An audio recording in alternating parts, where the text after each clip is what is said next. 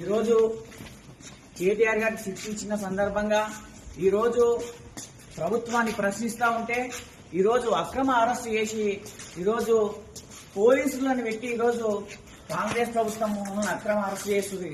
మేము తీవ్రంగా ఖండిస్తున్నాం. వెంటనే కేటీఆర్ గారికి ఇచ్చినటువంటి శిక్షను వెంటనే తీసుకోవాలి.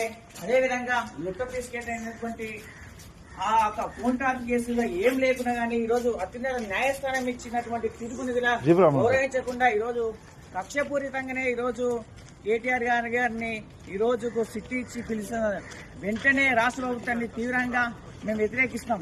420 హామీల పైన ఎక్కడక్కడ మేము ప్రశ్నిస్తా ఉన్నాం.